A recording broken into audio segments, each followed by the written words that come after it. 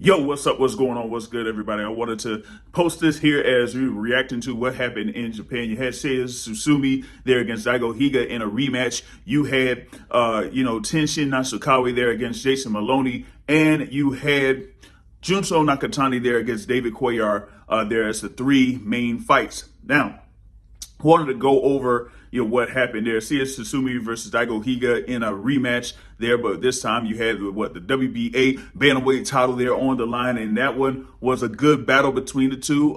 You had an early headbutt there in the bout that caused a serious cut on Seiya Susumi that he had to deal with for the majority of the fight. But, the activity of Seiya Susumi looked like it was going to be enough to get the win over Daigo Higa. And then you had the thing there in round 9, which I have as an early candidate for round of the year. You had Daigo Higa. Of course, he was just landing power shots or attempting to land power shots. But Seiya Susumi was going in there with the combinations, landing well with the combinations, but got caught with a big shot there from Daigo Higa to go down to the canvas, I think, for the first time in his professional career. But then later in the round, he was able to catch Daigo Higa with a counter punch that looked like he flattened Daigo Higa. It almost reminded me of course, that rematch there with Manny Pacquiao and Juan Manuel Marquez, where he's not getting up, Jim. He's not getting up, Jim. But nope, this time Daigo Higa was able to get up. And those last few rounds, it looked like they were all for Seiya Susumi. But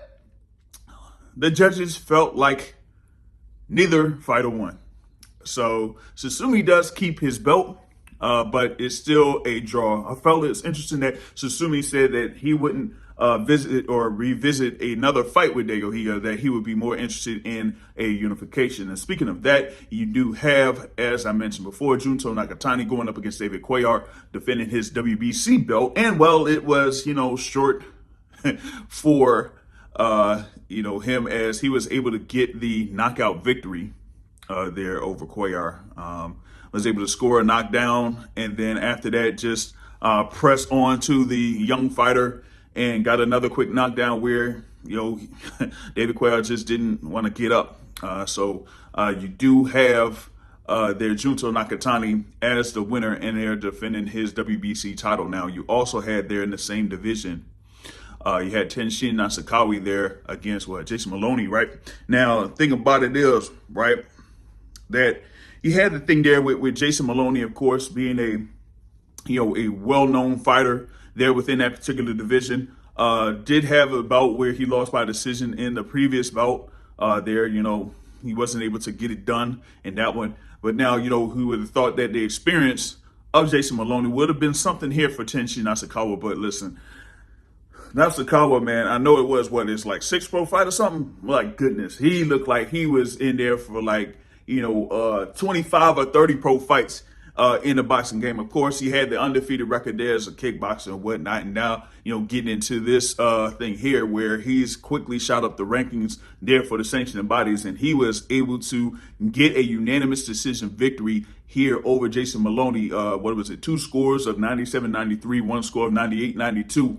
And, I watched that fight, and I'm like looking at Tenshin and the movements and how he was able to place punches in, different methods, shifting over to the right, throwing the right hand, shifting through the left, going to the body, being able to land uppercuts to the body. And, one thing that I saw, man, he faked a right hook to the body and just went up with an uppercut that landed clean on Jason Maloney. I was like, ooh, that was really something. And, given those 3 fights, we've had a push for Junto Nakatani to try to go after a unification because all 4 world champions there in that particular division are from Japan. And there has been talk about potentially a quote-unquote super fight with Junto Nakatani involved with Naoya Inoue. But folks, hear me out on this. Hear me out on this. Here's the super fight for Japan.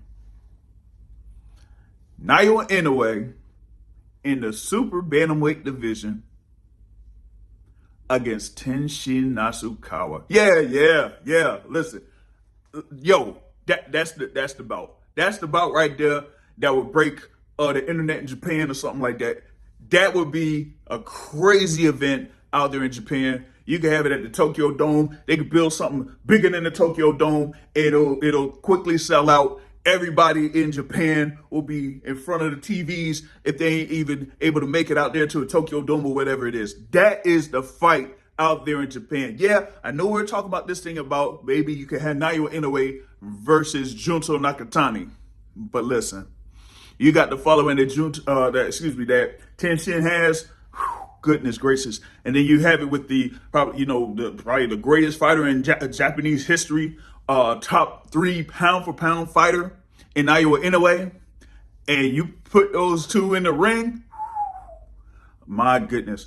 That would be insane. That would be insane. So I'm like this. Naoya Inoue versus Tenshin Nasukawa by December of this year or January of next year. Let's put it in the atmosphere. Listen, I don't know. Hey, y'all tell me what you think about it. I don't know. Hey, listen, I don't know a lick of Japanese. So somebody could, say, hey, put that out there. See what the Japanese boxing fans would react to a potential fight between Naoya Inoue and Tenshin Nasukawa, because that, at least for me, I feel like that would be absolutely insane over there in Japan. So share your thoughts on that. That's what I had. Boxing Source reacts to those 3 fights that happened there. I think it was at Ariake Arena in Japan. And hit the like button if you support the content here. Hit the subscribe button if you haven't done so already. That's it. The Boxing Source checking out.